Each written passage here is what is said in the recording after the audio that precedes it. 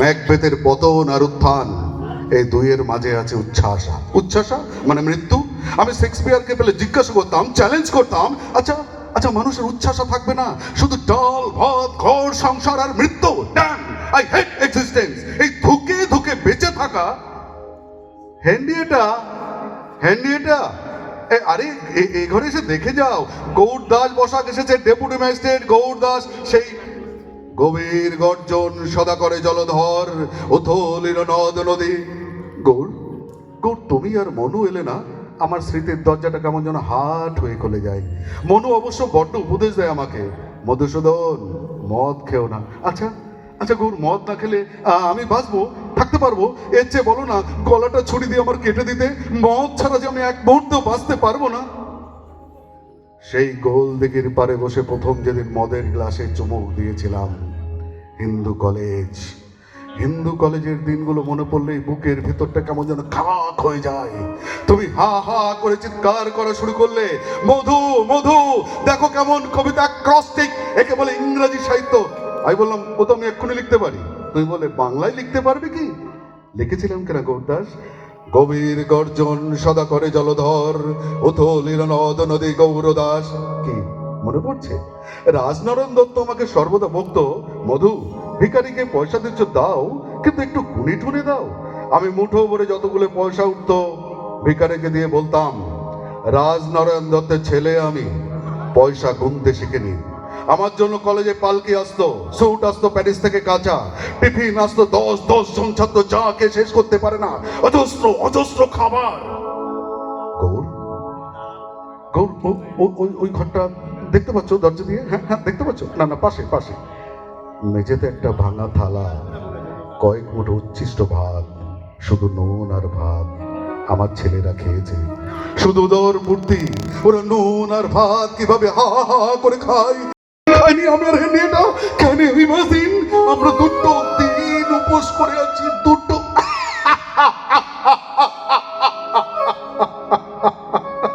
বাংলার অগ্রগণ্য কবি মাইকেল মধুসূদন দত্ত বন্ধুর কাছে আজ অন্য চিন্তা। গৌর, গৌর আমি তোমাকে দুঃখের কথা শোনাচ্ছি বলে তুমি আমায় ঘৃণা করছো না তো? আচ্ছা বসো বসো, আমি তোমাকে এখন দান্তে শোনাবো, ডিভাইনা কমেডিয়া। শুনবে না? তাহলে মিল্টন, প্যারাডাইস লস্ট। শয়তানের পক্ষে দাঁড়িয়ে রাবণের মতো গলা ছেড়ে বলবো, হেনরিয়েটা অ্যালবার্ট কাঁদে কেন এত? ওকে একটু চুপ করতে বলো। ও কেন কাঁদছে জানো গৌরদাস? ওর শেষ সম্বল জামাটাও আজ ছিঁড়ে গেছে। এর মধ্যে চারবার সেলাই করেছিল হেনরিয়েটা, কত আর চলে। আমি এখন সেন্ট হেলেনা দ্বীপে নির্বাসিত নেপোলিয়, প্রতিদিন বিক্রি করছি দরজার পর্দা, কোট প্যান্ট আসবাব বই। গৌর, গৌর আমার শরীরটা যদি কেউ নিলাম দিকে কিনে নিত আমি এক্ষুনি রাজি হয়ে যেতাম। নেবে না? না, এটা একটা চিহ্ন নৌকা, একটা নিবন্ত প্রদীপ। Out out brief candle, life is but a walking shadow.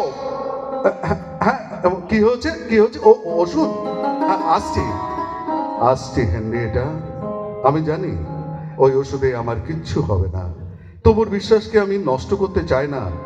তোমায় চুপি চুপি একটা কথা বলি গৌর, আমি অসুস্থ ঠিক, খুবই, কিন্তু হেনরিয়েটা আমার চেয়েও অসুস্থ। আমার স্ত্রীর বিশ্বাস ও হয়তো আমার আগে পৃথিবী ছেড়ে, তবুর বিশ্বাসকে আমি সম্মান দিই।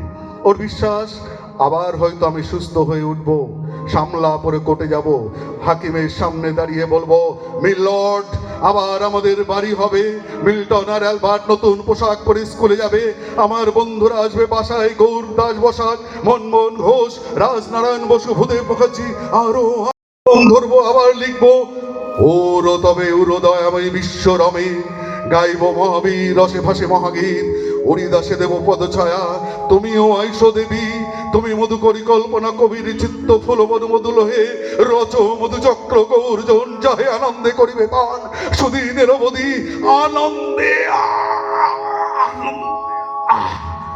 না না, হাতের দিকে দেখতে পাচ্ছ রক্ত, বসরায় গোলাপের মতো রক্ত।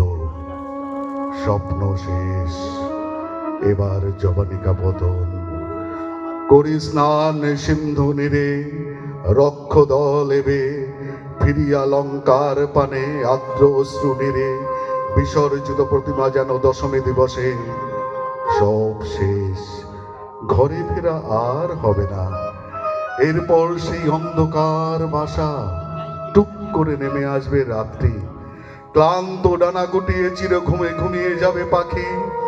আয় পাখি, আমরা দুজনে গলা ধরাধরি করি ভাবিল নীরবে, আয়। গৌর, গৌর, কদিন আগে একটা মজার ঘটনা ঘটেছিল জানো, তুমি বোধহয় শোনোনি। হ্যাঁ হ্যাঁ, জানতে না।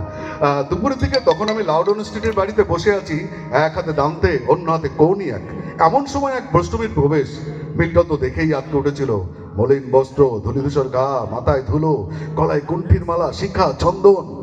লোকটি আমায় দেখে একেবারে বিস্ময়ে হতবাক। আমি বিরক্ত। এই সাহেব পাড়াতে টিপিক্যাল তুলসী পাতা খেকো বৈষ্ণব দেখলে যা হয় আর কি। লোকটি পরিতাপ করে বললেন, কিছু মনে করবেন না, আমি বোধহয় একটা ভুল ঠিকানায় এসে আপনাদের ব্যাঘাত ঘটালাম। আসলে আসলে এই ঠিকানাটাই তো ওরা। উনি বারবার ক্ষমা প্রার্থনা করে চলে যাচ্ছিলেন। হেনরিয়েটা বসতে বললেন। মানুষটি ক্লান্ত, প্রবীণ। উনি বসলেন। আমি বললাম, কার খোঁজ করছেন, এসেছেন কোথা থেকে? তিনি বললেন, মোকদ্দমায় কত লোক তো আসে, তবে ক্লায়েন্ট বলে বোধ হলো না। আবার জানতে চাইলাম, এত বড় কলকাতা শহর, যার খোঁজ করছেন তাকে খুঁজে পাবেন? তিনি বললেন, পেতেই হবে। আমি ভোরবেলা বেরিয়েছি, তাকে না দেখে আমি ফিরবো না। একবার চোখের দেখা। আমি বিদ্যাপতি চণ্ডীদাসকে দেখিনি, পদ পড়েছি, কিন্তু ব্রজাঙ্গনায় যার পদ পড়লাম, শুনলাম সেই পদকর্তা নাকি জীবিত। তার ঠিকানা নিয়ে একবার চাক্ষুষ করার জন্য সে কি পদাবলী!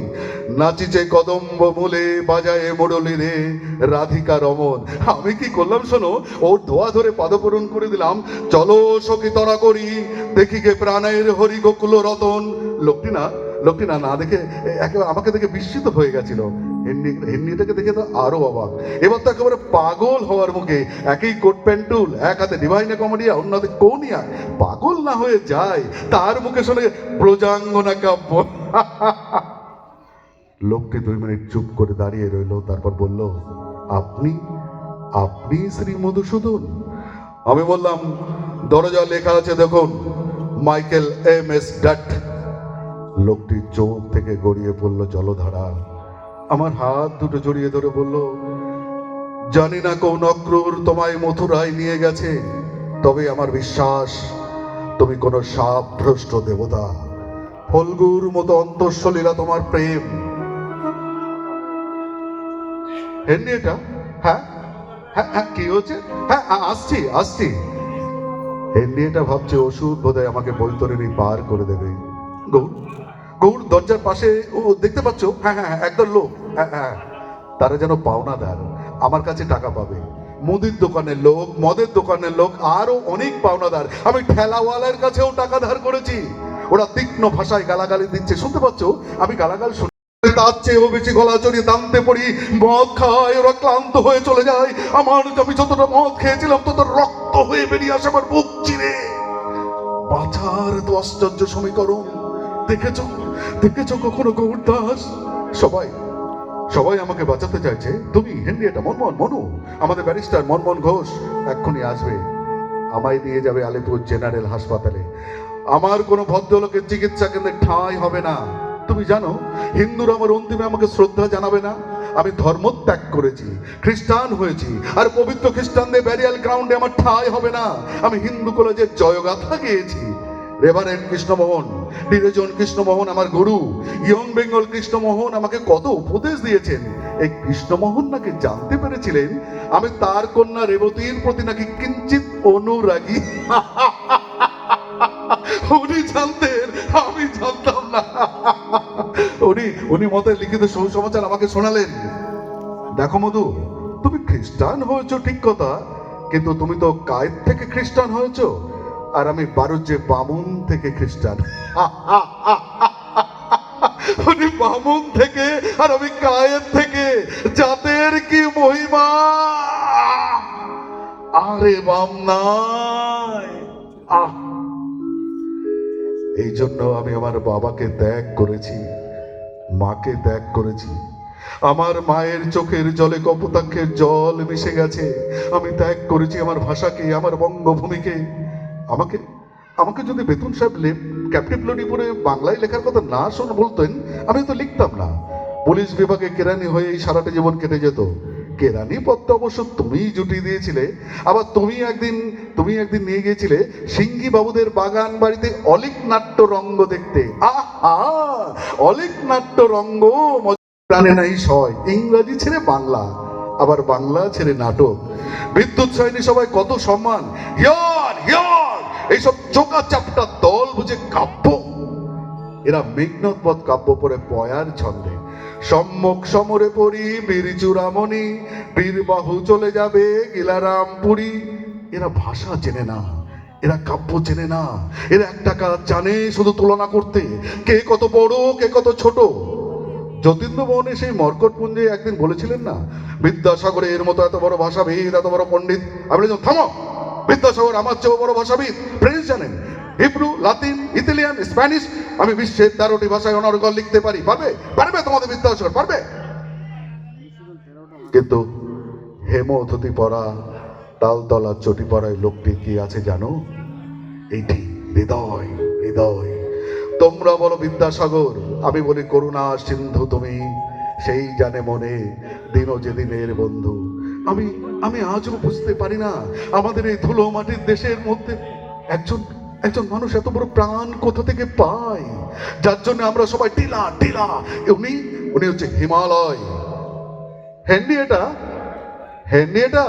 এই অ্যালবার্ট কাঁদে কেন এত? তুমি ওকে বলো যে আমি ওকে বিকেলে শর্মিষ্ঠার বাড়িতে নিয়ে যাব। অ্যালবার্ট কাঁদে না সোনা, কাঁদে না। হাসপাতাল থেকে ফিরে এসে আমি তোমায় গড়ের মাঠে নিয়ে যাব, ঘোড়ার পিঠে চড়াবো, লাল একটা স্যুট কিনে। স্যুট? আমি কি আর আলিপুর জেনারেল হাসপাতাল থেকে ফিরতে পারবো গৌর? এখন আমার কাছে আলিপুর হাসপাতাল মানে দান্তের ইনফার্নো। এই সময় আমার দক্ষিণী মায়ের মুখখানা মনে পড়ে যায়। কতবার আমাকে ফেরাতে চেয়েছিলেন বিশপ কলেজ থেকে ফোর্ট উইলামের গোপন আস্তানা থেকে। ফিরিনি আমি। হারা পাখি আমি। কোথাও আমার জন্য একটু শান্তি সাজানো নেই। আমার মাতৃভূমি যশোরের গ্রামে গোবর নিকোন উঠোনে শীতল পাটের সুখ আমার জোটেনি। আমি পৈতৃক সম্পত্তি থেকে বঞ্চিত হয়েছি। হাইকোর্টে আমাকে চাকরি করতে দেয়নি, সৎ পথে পঞ্চকোটের আমাকে থাকতে দেয়নি। আমি কোচবিহারের রাজবাড়িতে সামান্য মাসোয়ারার চাকরি আমাকে করতে দেয়নি। বর্তমানে মহানুভব মহারাজকে চিঠি লিখেছিলাম, অনুগ্রহ করে যে কোনো একটা কাজ আমায় দিন। আমার অনাহার স্ত্রী পুত্রের তো মোটো অন্যের সংস্থান করে দিন। চিঠির উত্তর দেবার প্রধান্যতাটাও তিনি দেখাননি। আত্মীয়গণ আমাকে বঞ্চিত করেছে। বড় জ্বালা, বড় দাহ। গৌর, ওই জানলাটা একটু খুলে দাও প্লিজ। পশ্চিমের রোদ আসতে দাও। ডুবন্ত সূর্যটাকে গিয়ে একবার আমি দেখি। জানি না আর কোনোদিন to be or not to be, that is the question. জুনের রোদে কেমন নিথর প্রশান্তি দেখো। পাখিরা ফিরছে বাসায়, অফিস থেকে বাসায় ফিরছে ক্লান্ত কেরানির দল। বৃদ্ধের হাত ধরে শিশু ফুটছে টলমল পায়ে। কাল আবার সূর্য উঠবে, পাখিরা গান গাইবে, কাজের মানুষ কাজে যাবে, পাঠশালায় শিশু মুখস্থ করবে শুভঙ্করের আর্যা। শ্রাবণের ঘন মেঘে আকাশ ছেয়ে যাবে, এন্টালি রাস্তা জলের উপর দিয়ে ছপ ছপ করে হেঁটে যাবে ফিরিঙ্গি যুবক তার বান্ধবীকে সঙ্গে নিয়ে। ঝলমল করে রোদ মুকুট পড়ে আবার নতুন সকাল, নতুন আশা। এসব ছেড়ে আমি কোথাও যেতে চাই না গৌর। এই ধুলো মাটি, এই ধুলো মাটি আমার কাছে পারিজাতের গন্ধের চেয়েও সুগন্ধি। এই যে অমরা থেকে পবিত্র যাবো না গৌর দাস। এই মাটি ছেড়ে আমি যেতে চাই না। আমি ফুরিয়ে যেতে চাই না গৌর দাস। আমি ফুরিয়ে যেতে চাই না। আমি বাঁচতে চাই। আমি বাঁচতে চাই। ওরে আয়, আমায় নিয়ে যাবি কে রে দিনের শেষের শেষ খেয়াল। ওরে আয়